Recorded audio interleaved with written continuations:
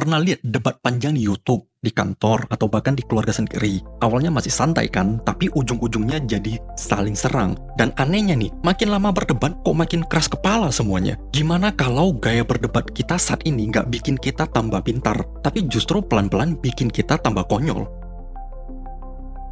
Kenyataannya, kita semua kena jebakan ini loh. Kita debat bukan untuk cari kebenaran dengan mengujinya, tapi kita debat biar gengsi kita gak jatuh, bener gak? Kita pikir makin keras berdebat, makin cepat menang. Itu pikiran naif sih sebenarnya. Soalnya cara kita diajarin debat dari dulu, udah salah dari awalnya.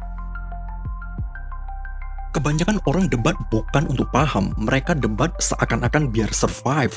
Coba deh perhatiin perdebatan di rumah, politik, kantor, atau sosmed. Polanya sama terus, yaitu bela pendapatmu, serang lawanmu, ulangi. Kita gak berani nanya, apa yang bisa dites secara reality? Kita sukanya nanya, gimana caranya gue menang dari orang ini? Setiap kali debat kayak gitu, semakin kita fokus jaga gengsi kita biar gak jatuh. Jadinya kita biasain diri kita untuk jago defend gengsi doang, bukan berani lihat kenyataan. Dan semakin pintar kita, makin parah jadinya.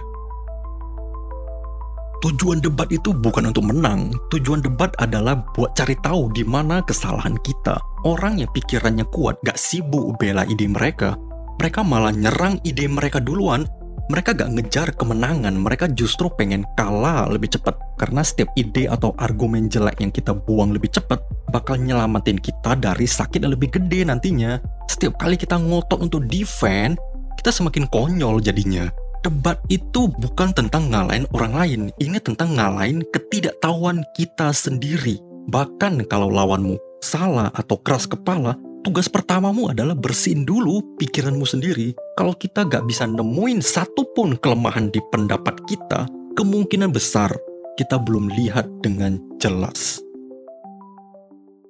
Ini cerita pribadi. Saya pernah ngalamin ini waktu debat sama anak 9 tahun. Dia gak mau ngalah. Setiap saya kasih alasan, dia puter balik, makin ngotot, cari-cari alasan baru. Gak peduli masuk akal atau enggak, yang penting dia menang. Nah, di situ saya sadar, kita orang dewasa juga sama aja. Cuma bedanya, kita pakai kata-kata besar, kata-kata keren, teori, logika. Tapi di dalam otak kita masih sama kayak anak 9 tahun yang teriak, jangan kalah, jangan kelihatan bego, bela diri kita apapun caranya. Masalahnya bukan tentang perdebatan itu. Masalahnya itu karena kita anggap mempertahankan gengsi dan ego itu sama dengan berpikir. Padahal itu salah. Selama kita gak matiin naluri itu, lupain deh narasi soal critical thinking yang digaung-gaungkan di medsos itu.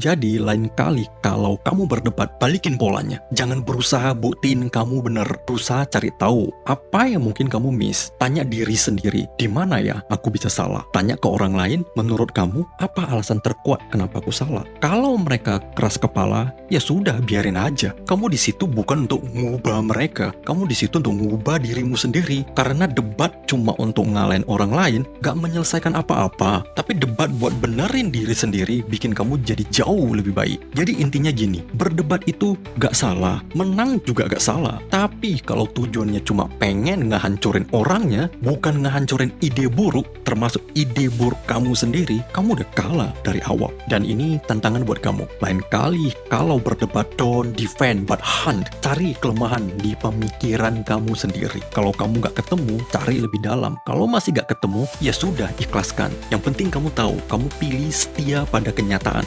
bukan gengsimu.